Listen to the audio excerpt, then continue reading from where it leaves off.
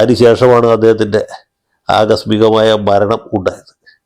അതിനുശേഷവും ഈ നടിക്ക് നീതി ഉറപ്പാക്കണം എന്നാവശ്യപ്പെട്ട് എറണാകുളത്ത് ഇതേ ഗാന്ധി പ്രതിമയ്ക്ക് മുമ്പിൽ തന്നെ friends of P T and nature എന്ന ഒരു സംഘടന, അത് ഈ പി ടി തോമസിൻ്റെ മഹാരാജ് സ്കൂളിലും മറ്റുമൊക്കെ കൂടെ പഠിച്ച ചില ആളുകളെ, അഡ്വക്കേറ്റ് സാജൻ മണ്ണാളി മുതലായവർ, അവർ ഇതുപോലെ ഒരു പരിപാടി സംഘടിപ്പിച്ചു. അതിൽ ഉദ്ഘാടകനായിട്ട് എന്നെ വിളിച്ചു.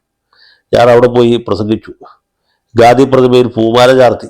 ആ വേദിയിലാണ് ഉമാ തോമസിൻ്റെ ആദ്യത്തെ പബ്ലിക് അപ്പിയറൻസ് ഉണ്ടാകുന്നത്. അത് ഉമാ തോമസ് അതിൽ പങ്കെടുക്കുന്നുള്ളതുകൊണ്ട്, തൃക്കാക്കര ഉപതെരഞ്ഞെടുപ്പ് വളരെ ആസന്നമായിരുന്നു എന്നുള്ളതുകൊണ്ടും എല്ലാ മാധ്യമ പ്രവർത്തകരും ഉണ്ടായിരുന്നു.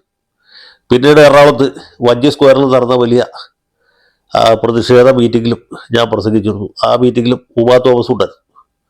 അത് തൃക്കാക്കര ഉപതെരഞ്ഞെടുപ്പിന് തൊട്ട് മുമ്പുള്ള സമയം. ബാക്കിയുള്ള കാര്യങ്ങളൊക്കെ നിങ്ങൾക്ക് എല്ലാവർക്കും അറിവുള്ളതാണ്. ഇപ്പോൾ ദിലീപിനെ ശിക്ഷിക്കുമോ ഇല്ലയോ എന്നുള്ള വിഷയമാണ് നമ്മുടെ ആളുകളൊക്കെ തല പോകാൻ ആലോചിച്ചുകൊണ്ടിരിക്കുന്നത്.